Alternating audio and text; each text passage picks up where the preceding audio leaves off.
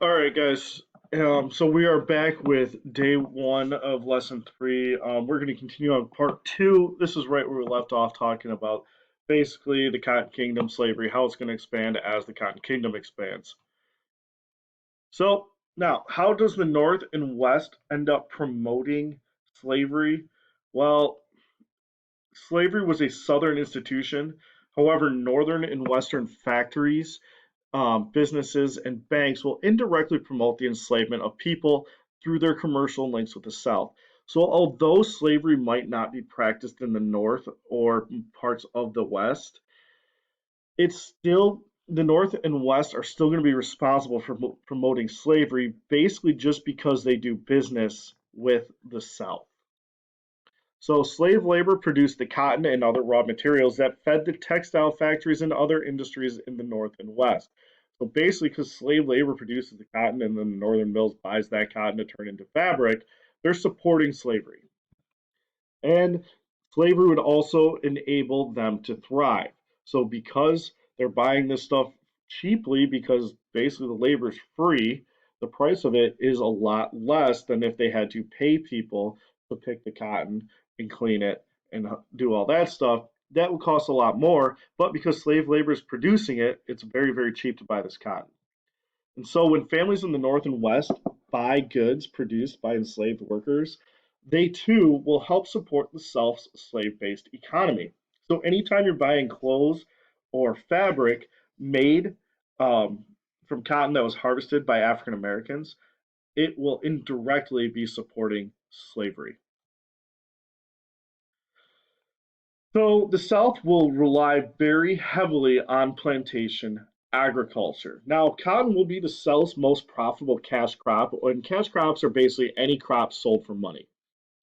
But the best soils and climates for growing cotton could be found mostly in a belt stretching across inland South Carolina, Georgia, Alabama, Mississippi, Louisiana, and Texas. In other areas of the South, though, rice, sugarcane, and tobacco were major cash crops. Once again, we're going to be talking about the map on page 435, so you do need to have that open and be looking at it. Southerners also raised much of the nation's livestock. So not only are they producing cotton, rice, sugarcane, tobacco as major cash crops, they're also raising a majority of our nation's livestock. So rice was an important crop along the coast of South Carolina and Georgia, just as sugarcane was important for Louisiana and Texas. So, if you guys look on that map on page 435, you can see on the coast of a little bit in North Carolina, but mainly South Carolina, Georgia, it's going to have that brown color, which means they rely on rice. And then, if you look at that orange color, that shows it mainly in Louisiana and a little bit in Mississippi. A lot of sugar is produced there. In other words, that is going to be your sugar cane. They both require expensive irrigation and drainage systems in a warm, moist climate that's found all along the coast. So the more water and warmer climate that's very humid is going to be ideal for growing rice and sugarcane. That's why you're going to find it in South Carolina, Georgia, Louisiana, and on the Gulf Coast of Texas. Cane growers also needed costly machinery to grind their harvest. So sugarcane um, looks sort of similar to bamboo, which is kind of like a grass thing, but the inside is going to be very, very soft. But you still have to grind all that up to get your sugar. Now, you need a machine to do that, and that machine is very, very expensive. So small scale farmers could not afford such equipment, and this caused rice and sugarcane farmers to rely on the plantation system just as cotton farmers did. In other words, they're going to need that free labor to help produce the sugarcane cheaper so they can afford the machines. Tobacco also had been an export of the South since 1619, so it was the original cash crop in the United States. And it continued to be planted in Virginia, North Carolina, Tennessee, and Kentucky. So if you go back to your map and wherever you see purple, all those regions are growing tobacco. And so in the early 1800s, the large tobacco plantations would give way to smaller tobacco farms where a few field hands could tend 5 to 6 acres at a time. So the big tobacco plantations will slowly that we had during the Revolutionary War time period are going to slowly disappear in the early 1800s, and it's going to become a lot of smaller farms dealing with that. In addition to major cash crops that we talked about, such as cotton, rice, tobacco, and sugarcane, the South will also lead the nation in livestock production. And sorry, you cannot see this, but they will raise hogs, oxen, horses, mules, and beef cattle. All those things are considered the livestock that will be produced in the South.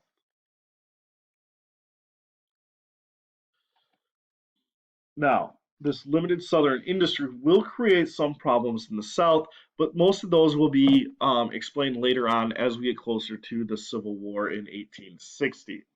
So, because the South relies on agriculture, most of the industry in the South will remain small and exist only to meet the needs of an agrarian society. And remember, an agrarian society is one based on farming.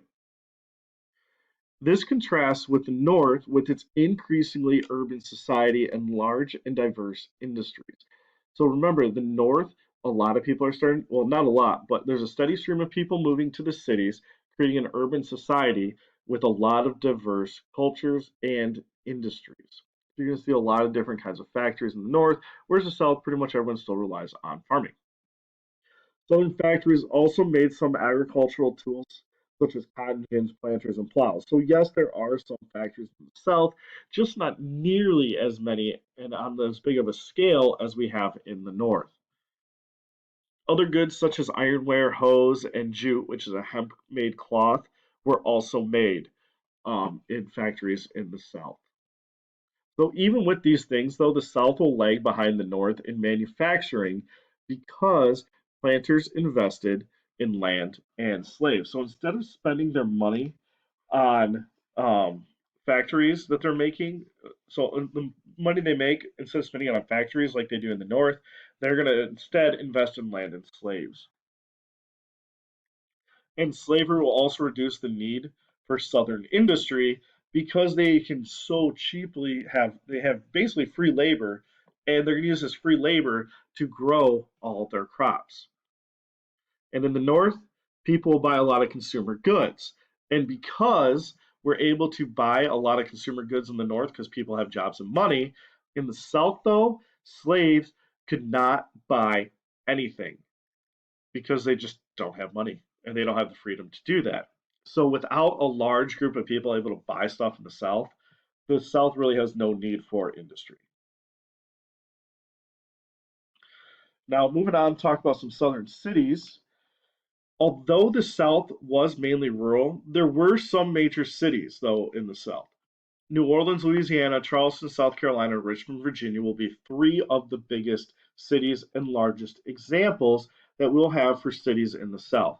Other than that, oh, well, first off, these cities that we named, New Orleans, Charleston, and Richmond, they're going to have the same problem as northern cities that we talked about in Section 1 and a little bit in Section 2, including poor housing and poor sanitation. Remember, big problem with cities, we do have a slightly rising crime rate, but they also don't have running water or sewage. So all that waste just gets dumped out in the street and eventually seeps into water supplies, which is not good for the people living there. And fewer than 8% of white Southerners will even live in towns of more than 4,000 people. Remember, there's only about 3,300, so 3,300 to 3,500 people living in the city of Bad Axe. So a lot of Southern towns will be smaller than the city of Bad Axe. So 92% of people in the South live in towns smaller than Bad Axe. And many free African Americans, sorry, will live in these larger towns and cities. And so that's because they still don't have a lot of money in the South. These free African Americans are basically going to have to take jobs either working for households in the cities or working in what factories there are in the South. And so, our final slide for today, economically dependent. The South's lack of industry had a number of effects on the region.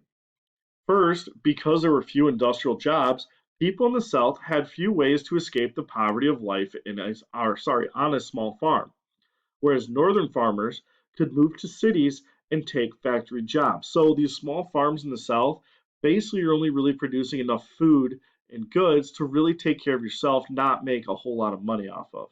However, these small farmers in the North, they can leave their farms, move to cities, and get factory jobs where they're going to get paid a lot more money. And with little industry of its own, the South will also come to be dependent on the North and on Europe as well. So because they're not producing their own goods, they got to get them from somewhere. So they're going to turn to the northern factories as well as European factories. And southern planters will often borrow money now from northern banks because there's not a lot of banks in the South. The Southerners are going to have to give their money to the banks and take loans from banks, which means the northern banks are going to make a lot of money off the South, which will create quite a bit of resentment later on that we will be talking about later this year. And the Southerners also will purchase much of their furniture, farm tools, and machines from northern um, or European factories because they have more factories. They can produce more goods, which makes them cheaper than if they were to or buy them from the South. So that is where I'll leave you for today. We will continue on with the characteristics of white Southern society tomorrow and talk a little bit more about African Americans and the slave trade. So if you have any questions about today's notes, please email me. Um, and so please be ready for more notes tomorrow.